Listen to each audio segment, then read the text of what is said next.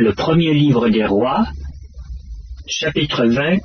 Ben-Hadad, roi de Syrie, rassembla toute son armée. Il avait avec lui 32 rois, des chevaux et des chars. Il monta, mit le siège devant Samarie et l'attaqua. Il envoya dans la ville des messagers à Akab, roi d'Israël, et lui fit dire: Ainsi parle Ben-Hadad. Ton argent et ton or sont à moi. Tes femmes et tes plus beaux enfants sont à moi. Le roi d'Israël répondit: Roi, mon seigneur, comme tu le dis, je suis à toi avec tout ce que j'ai. Les messagers retournèrent et dirent: Ainsi parle Ben-Hadad. Je t'ai fait dire, tu me livreras ton argent et ton or, tes femmes et tes enfants. J'enverrai donc demain, à cette heure, mes serviteurs chez toi. Ils fouilleront ta maison et les maisons de tes serviteurs, ils mettront la main sur tout ce que tu as de précieux, et ils l'emporteront.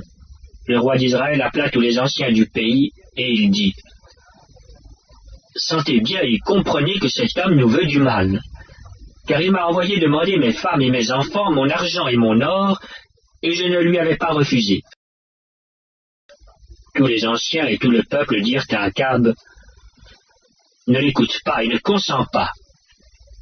Et il dit au messager de Ben-Hadad: Dites à mon seigneur le roi, je ferai tout ce que tu as envoyé demander à ton serviteur la première fois. Mais pour cette chose, je ne puis pas la faire. Les messagers s'en allèrent et lui portèrent la réponse. Ben-Hadad envoya dire à Akab: Que les dieux me traitent dans toute leur rigueur, si la poussière de Samarie suffit pour remplir le creux de la main de tout le peuple qui me suit. Et le roi d'Israël répondit: Que celui qui revêt une armure ne se glorifie pas comme celui qui la dépose. Lorsque Ben-Hadad reçut cette réponse, il était à boire avec les rois sous les tentes, et il dit à ses serviteurs: Faites vos préparatifs. Et ils firent leurs préparatifs contre la ville. Mais voici, un prophète s'approcha d'Akab, roi d'Israël, et il dit: Ainsi parle l'Éternel. Vois-tu toute cette grande multitude? Je vais la livrer aujourd'hui entre tes mains, et tu sauras que je suis l'Éternel. Akab dit: Par qui? Et il répondit: Ainsi parle l'Éternel. Par les serviteurs des chefs des provinces. Akab dit: Qui engagera le combat? Et il répondit: Toi. Alors Akab passa en revue les serviteurs des chefs des provinces, et il s'en trouva 232.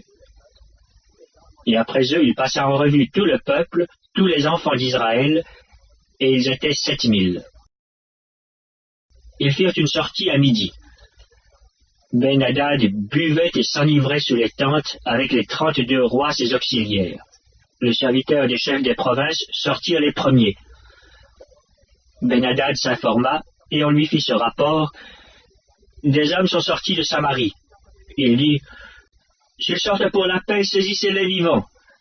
Et s'ils sortent pour le combat, saisissez-les vivants. Lorsque les serviteurs des chefs des provinces et l'armée qui les suivait furent sortis de la ville, chacun frappa son homme, et les Syriens prirent la fuite. Israël les poursuivit. Ben-Hadad, roi de Syrie, se sauva sur un cheval avec des cavaliers. Le roi d'Israël sortit, frappa les chevaux et les chars, et fit éprouver aux Syriens une grande défaite.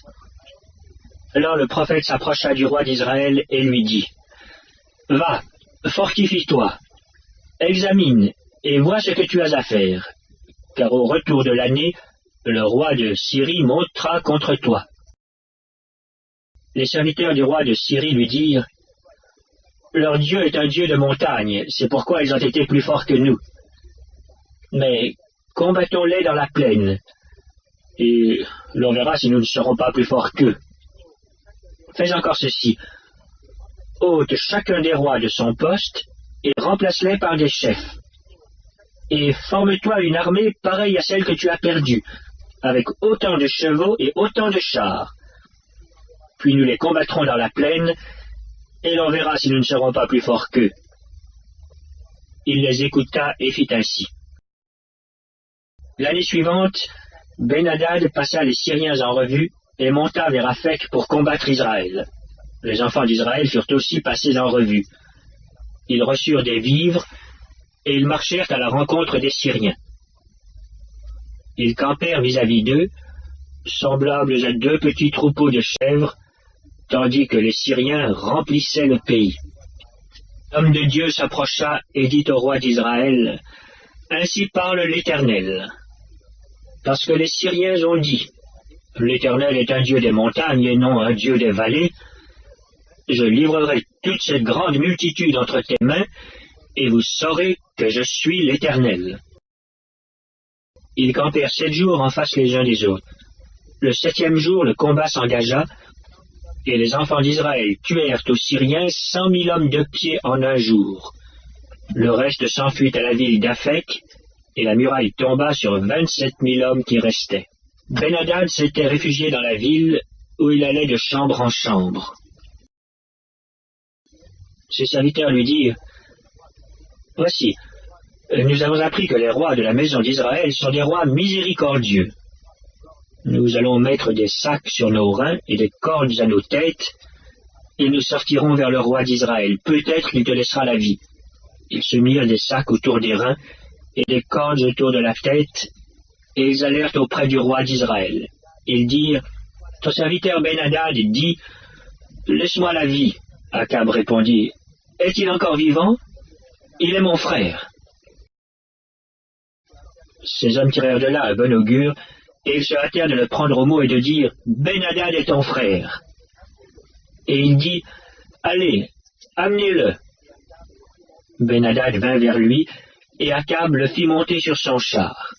Ben-Hadad lui dit, « Je te rendrai les villes que mon père a prises à ton père, et tu établiras pour toi des ruses à Damas, comme mon père en avait établi à Samarie. Et moi, reprit Akab, je te laisserai aller en faisant une alliance. » Il fit alliance avec lui et le laissa aller. Un des fils des prophètes dit à son compagnon, d'après l'ordre de l'Éternel, « Frappe-moi, je te prie. » Mais cet homme refusa de le frapper. Alors il lui dit, « Parce que tu n'as pas obéi à la voix de l'Éternel, voici, quand tu m'auras quitté, le lion te frappera. » Et quand il l'eut quitté, le lion le rencontra et le frappa. Il trouva un autre homme et il dit, « Frappe-moi, je te prie. » Cet homme le frappa et le blessa. Le prophète alla se placer sur le chemin du roi, et il se déguisa avec un bandeau sur les yeux. Lorsque le roi passa, il cria vers lui et dit, « Ton serviteur était au milieu du combat, et voici un homme s'approche et m'amène un homme en disant, « Garde cet homme. S'il vient à manquer, ta vie répondra de sa vie, ou tu paieras un talent d'argent. » Et pendant que ton serviteur agissait çà et là, l'homme a disparu. Le roi d'Israël lui dit, « C'est là ton jugement, tu l'as prononcé toi-même. » Aussitôt le prophète ôta le bandeau de dessus ses yeux, et le roi d'Israël le reconnut pour l'un des prophètes. Il dit alors au roi, « Ainsi parle l'Éternel. Parce que tu as laissé échapper de tes mains l'homme que j'avais dévoué par interdit, ta vie répondra de sa vie et ton peuple de son peuple. » Le roi d'Israël s'en alla chez lui, triste et irrité, et il arriva à Samarie.